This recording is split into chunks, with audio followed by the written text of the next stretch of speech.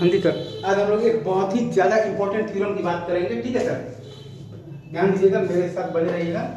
वो थ्योरम ये कहता है कि अगर आपके पास ये है ना कि एफ आपके पास दिया हुआ है K1 इंटू आपके पास दिया हुआ है basically F of this K2 is less than 0 है, राइट।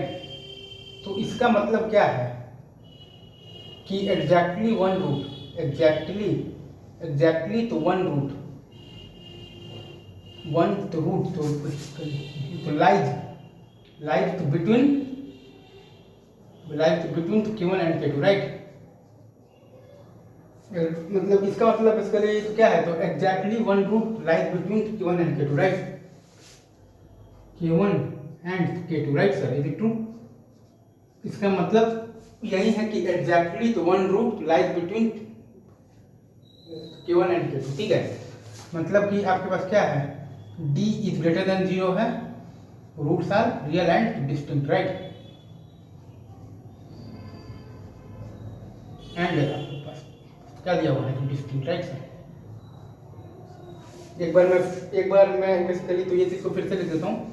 अगर आपके पास एफ ऑफ दी आपके पास दिया हुआ है तो K1 इंटू आपके पास है एफ ऑफ दी तो K2 इज लेस देन 0 है, राइट। इसे ये इज इट ट्रू?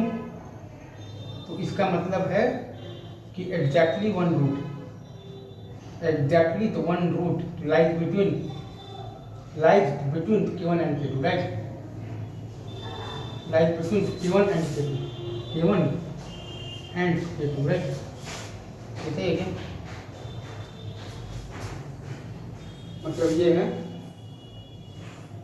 ये आपका K1 है और ये आपका क्या है, K2 है, ठीक है। तो यहाँ पर आपके पास क्या है, F of the K1 into क्या है आपके पास एफ ऑफ दी आपके पास क्या है, K2 is less than 0, right.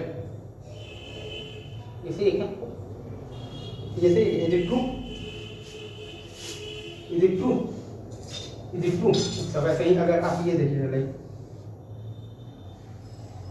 यहाँ भी देख लीजिए, ये अगर आपके पास K1 है और ये अगर आपके पास K2 है, ठीक है। तो यहाँ भी आपके पास वही आएगा, F of the K1 into F of the आपके पास क्या है, K2 is less than 0।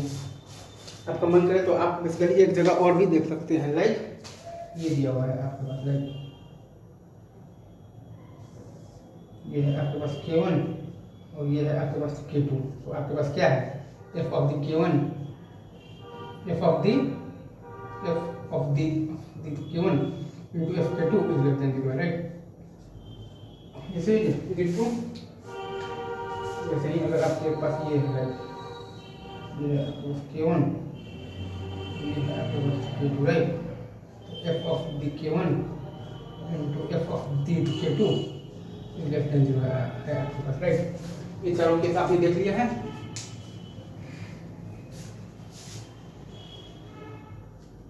F2 into F K2 का निगेटिव होने का मतलब है कि exactly one root lies between K1 and K2, as simple as that. Thank you very much, love you guys.